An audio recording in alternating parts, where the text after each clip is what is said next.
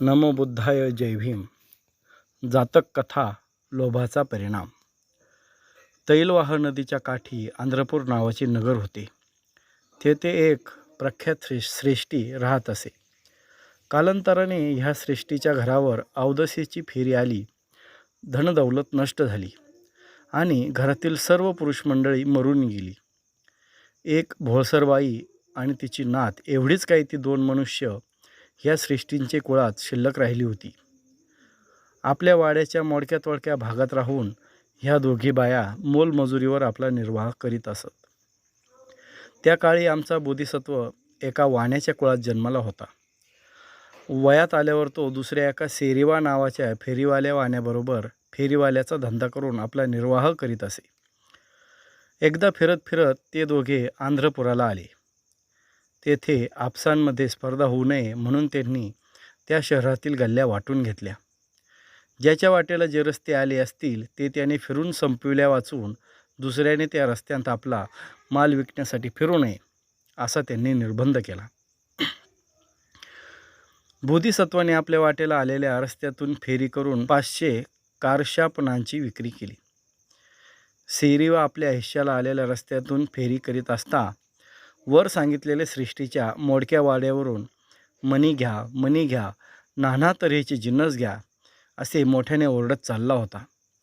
ते ऐकून त्या घरात राहणारी मुलगी धावत जाऊन आपल्या आजीला म्हणाली, आजीबाई, हा व्यापारी आमच्या घरावरून चालला आहे. त्याचकडून काचेचे मणी किंवा दुसरा एखादा जिन्नस मजसाठी विकत घे. आजीबाई म्हणाली, मुली, आम्हाला मिळणाऱ्या मोलमजुरीने आमचा निर्वाह देखील नीटपणे होत नाही. मग आम्हाला मणी वगैरे जिन्नस घेणे शक्य आहे काय? मोडक्या तोडक्या सामानामध्ये एक भले मोठे ताट पडले होते. ते त्या मुलीने आपल्या आजीजवळ आणून ती म्हणाली, आजीबाई, ह्या ताटाचा आम्हाला मुळीच उपयोग होत नाही. मी आज किती दिवस पाहते हे ताट त्या मोडक्या सामानात पडून राहिले आहे. हे देऊन तो व्यापारी काही जिन्नस देत असला तर आपण घेऊ. आजीबाईने सेरीवा वाण्याला बोलावून आणून एका आसनावर बसवण्यास सांगितले आणि ती त्याला म्हणाली, आर्य, आमच्या घरात हे जुने ताट पडून राहिले आहे. याचा आम्हाला सध्या काही एक उपयोग होत नाही. जर ह्याच्या मोबदल्यात माझ्या मुलीसाठी एखादी मण्याची माळ द्याल तर मी हे ताट तुम्हास देईन. सेरीवा वाण्याने ते ताट हातात घेतले. त्याच्या वजनावरूनच ते सोन्याचे असावे अशी त्याला शंका आली आणि कसोटीला लावून पाहिल्यावर त्याची खात्री झाली. पण त्या बाईला काही एक समजू न देता तो म्हणाला, हे भिकार ताट येथे कशाला आणले? ह्याची किंमत एक पै देखील होणार नाही. ह्याच्या मोबदला मण्याची माळ मला कशी देता येईल? तुम्हा बायकांना अक्कल कशी ती मुळीच नसते. उगाच मला त्रास दिलात. असे उद्गार काढून आणि ते ताट तेथेच जमिनीवर फेकून देऊन सेरीवा त्या वाड्यातून चालता झाला. वाटेत तो आपणाशीच म्हणाला, त्या ताटाची खरी किंमत म्हटली म्हणजे 1,00,000 कारशापण असली पाहिजे आणि माझ्या सगळ्या मालाची किंमत फार झाली तर 3-4 हजार कारशापण असू शकेल. तेव्हा माझा सर्व माल देऊन ते ताट मला मिळाले असते तरी देखील माझा पुष्कळच फायदा झाला असता. परंतु ज्या अर्थी त्या बाईला त्या ताटाची किंमत माहीत नाही त्या अर्थी मण्याची एक माळ तरी का खर्च करा? संध्याकाळच्या वेळी पुन्हा येऊन अर्धा कारशापण किमतीचेही काही मोडके तोडके काचेचे मणी देऊन मला ते ताट सहज उपटता येण्यासारखे आहे. आमच्या व्यापारी लोकांचे हेच तत्व आहे की जेथे अर्ध्या कारशापणाने काम होत असेल तेथे पाऊण कारशापण देखील खर्च करू नये. अशा विचारतरंगात गर्क होऊन सेरीवा त्या गल्लीतून बाहेर पडला.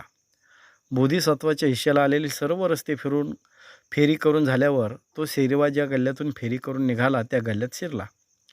अनुक्रमे तो त्या बाईच्या वाडीजवळ आला तेव्हा तिची नात तिला म्हणाली, आजीबाई, हा दुसरा एक वाणी ह्या रस्त्याने जात आहे. त्याला ते ताट देऊन तो काही देत असल्यात पाहू. आजीबाई म्हणाली, मुली, त्या पहिल्या वाण्याने आमची निर्भीत्सना केली तेवढी पुरे नाही का झाली? आता पुन्हा याच्याकडून फजिती करून घ्यावायची तुझी इच्छा आहे काय?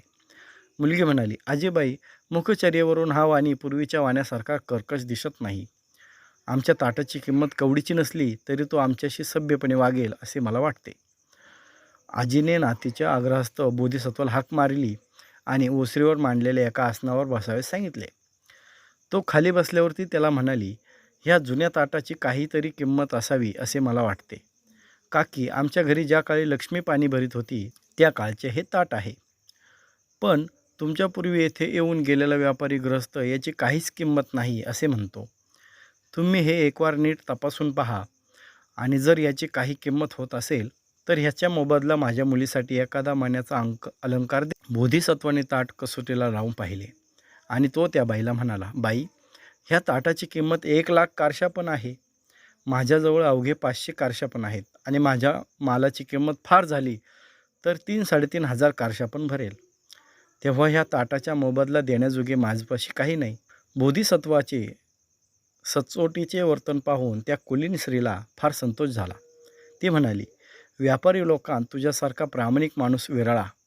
आम्ही जर हे ताट बाजारात विकायस नेले तर आमच्या ह्या दारिद्र्यावस्थेत आमच्यावर चोळीचा आळ येण्याचा संभव आहे. तेव्हा तुला जे काही देणे शक्य असेल तेवढे देऊन हे ताट घेऊन जा. तुझ्या प्रामाणिकपणाच्या वर्तनाबद्दल हे तुला बक्षीस आहे असे आम्ही समजू. बोधिसत्व म्हणाला, माझ्याजवळ असलेला सर्व माल आणि रोकड रक्कम ह्या ताटाच्या मोबदला मी तुम्हाला देतो. मात्र मला ह्या रकमेपैकी 8 कारशापण आणि मालापैकी माझी तराजू मला द्या. त्या बाईला हा सौदा पसंत पडला.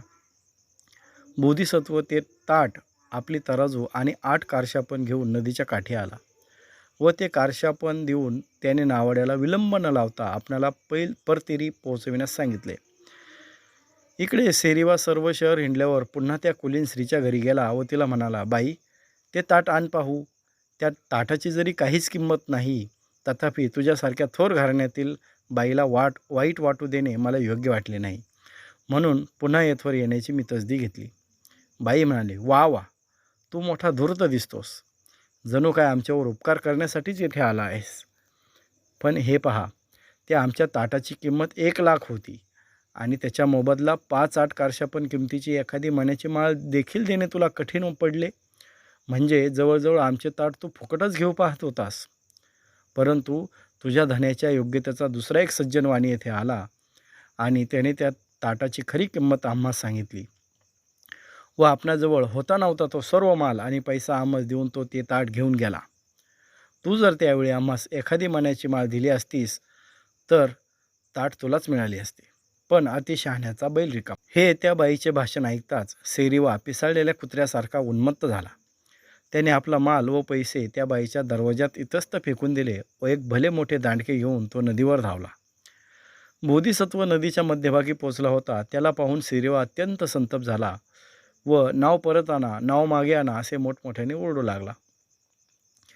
कोणी काही सांगितले तरी नाव न फिरवता आपणाला त्वरेने परतीरी पोचविले पाहिजे असा बोधिसत्वाने आगाऊच करार केला होता. तेव्हा नावड्याने सेरीवा वाण्याच्या ओरडण्याकडे लक्ष न देता वेगाने नाव पुढे चालविली. सेरीवा ओरडून ओरडून थकला व घरी येऊन तेथेच पडला. अति लोभे धर्म नया, मोहून या कष्ट फार भोगाल. तो सेरीवा बुडाला, तेवी तुम्ही शोक सागरी बुडाल. जय भीम. नमो बुद्धाय. जय भीम. मी अजित एकनाथ मुंतोडे व्हिडिओच्या माध्यमातून आपणासमोर जातक कथा सादर करत आहे. जनसामान्यापर्यंत बुद्धांची शिकवण पोहोचावी हाच निस्वार्थी उद्देश. इंटरनेटवर बौद्ध साहित्य कमी प्रमाणात उपलब्ध आहे, किंबहुना जातक कथा आपणास पाहायलासुद्धा मिळत नाहीत. त्या सहजगत्या ऐकायला मिळाव्यात व समाज जागृती व्हावी यासाठी हा प्रयत्न. आशा करतो आपण भरभरून प्रतिसाद द्याल. जय भीम.